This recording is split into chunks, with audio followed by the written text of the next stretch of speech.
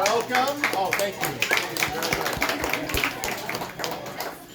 Welcome to Ad Astra Books. My name is Scott Hayden. I have nothing to do with what's about to happen, other than the fact that I know and have known the author of this book for approximately 30 years. He makes that up. It's been much less than that. And so, and quite a friendship it has been. It's a pleasure to introduce my close friend, Misty Stiers, esteemed author, an all-around wonderful person, and incredible artist. So it's really it's an honor to introduce her, and I think Salina is honored to have her here today. So let's give her a nice round of applause.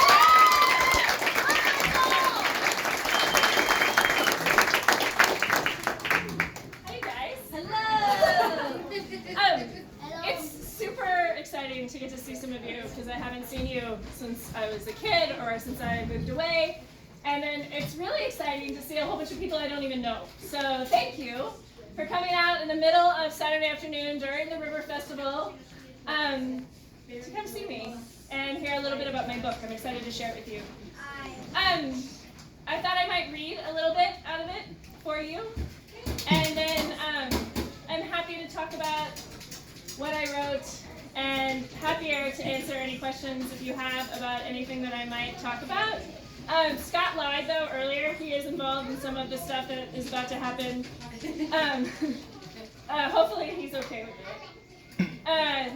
In my book, just to give you a little bit of taste if you don't know what it's about, it's essentially my story of how I started out here in Salina, Kansas. Very Catholic and very happy to be so.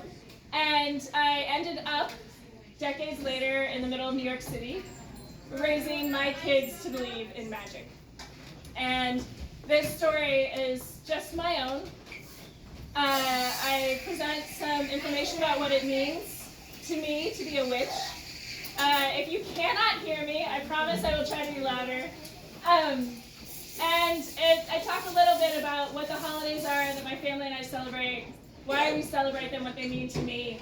It's by no means a how-to book, and in every way my storybook, and my hope is that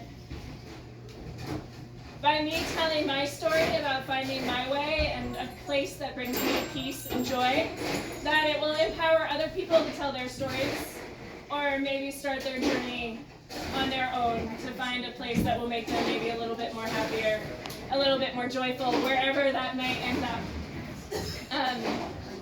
So I'll read a little bit of this and then talk to you some more.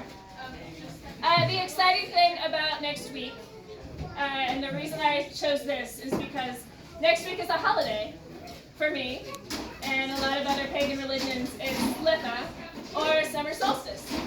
It's the longest day of the year, and it marks the coming of the night into our days, little by little, minute by minute.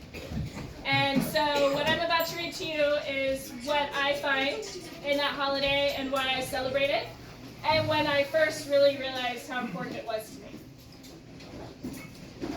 I celebrated Litha, the summer solstice, long before I became Wiccan. There was something that spoke to me about the longest day of the year, about reveling in the day of the greatest light before night slowly increased inch by inch. Of course, this day falls right smack in the middle of summer, a time already filled with celebration. When I was a child, it was the center of the second most anticipated time of the year, summer break. As I got older, it increasingly signified freedom and independence, summer jobs, and musical festival roadshows. In college, I looked forward to knowing I could always come home to the friends I had grown up with. And I apologize now if I can't get through this, because I'm crying a little bit because they're all here. The small circle of friends with whom I had endured some of the most formative moments of my life so far had spread to the winds when it came time to seek out our dreams and the higher education to get there. Summer seemed to be one of the few times I could be certain to find myself standing in a park with all of them, sitting in a coffee shop for hours, sneaking rum into my mocha, and listening to them play and sing. It was my own version of heaven. To this day, when we are all together, A part of me shines with a happiness that most days I forget is even there. Knowing our time in summer was fleeting, between jobs and camps and school and everything else made it precious. We squeezed every hour out of the day and most out of the night. So long before I recognized Litha itself, I was celebrating the solstice. It felt like a turning point in our summer, a signifier that our time was running down, and I always wanted to pause and relish what we had left. I wanted to do something, anything, that day and night. I wanted us to pause for a moment before we once again ran out into the world. I knew in my heart these summers themselves were already running down in number, that we had precious few left before we would all be working and not getting months off during the warmest part of the year to just enjoy being together. Our first summer back from college, the one where we had all left and come back, most of us were working that day. A group of my friends had left weeks before to jobs far away. The rest of us were simply resting in Salina before we were off to other things. It was the first time we didn't have 3 whole months to concoct horrendous mixtures of candy and nacho cheese at the public school and sell them for change to the kids who came to the window. Or jump in a car and head to whatever music festival or concert struck our fancy. It was the first summer we didn't even get to go to a vice presidential hopeful's birthday party. I was a bit down, and my friend Scott shared both my restlessness at the absence of what had always felt like an enduring reality and a willingness to recognize this moment of the year. So we jumped in my small red Geo Metro convertible and spent the afternoon into the evening doing whatever came to mind in our small town with whomever we could find available. We put the top down and sang too loudly with the stereo. We drove too fast. We laughed too much. We climbed to the top of Coronado Heights and surveyed all that lay before us. We drank in our home and its endlessness. We pushed its small boundaries and enjoyed its familiar minutiae. We lived that day, every hour of it. When it was finally time to call it, we sat in Scott's driveway with the seats laid back, looking at the stars and reminiscing about all that had come before and speculating about all that came in front of us. The first year away had made our paths to our dreams very real. He and I both had callings in our hearts that felt like there was nothing else we could do but follow them to the end, whatever and wherever that might take us. We had both been chosen and had been lucky enough to be chosen to go to schools that challenged and pushed us. It had been an exhausting and wonderful and terrifying and amazingly hopeful year. Sitting there in Scott's all but silent neighborhood, we talked through that year and what the next held as the stars turned over us. We talked about how we wanted the other to succeed. We talked about how frightening both succeeding and failing would be. I gave him a small book I had made at school. It wasn't much, but I wanted him to know that though we were time zones apart, I still held him in my heart. I was still thinking of him, rooting for him, just as I knew he was still rooting for me. Happy solstice. Scott held it to his chest and said, "I have a gift for you too."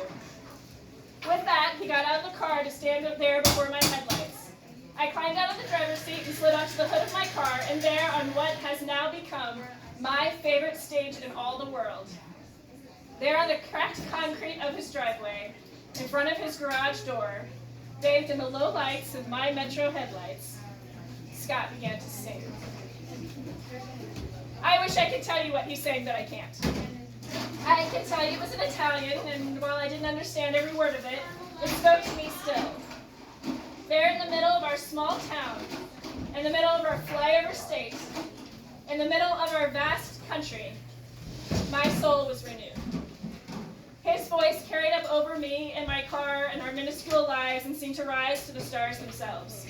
It reminded me that even though our days together are numbered, even though the light of the summer was quickly passing, the darkness that was coming wasn't about sadness or despair.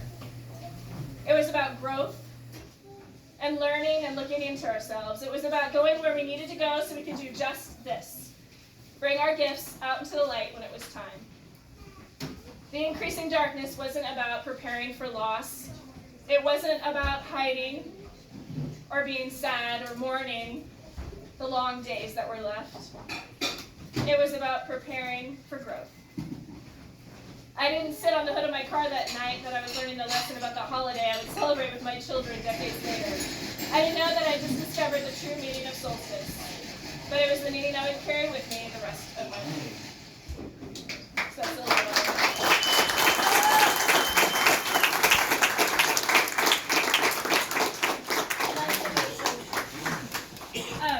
So that's what you can find, really.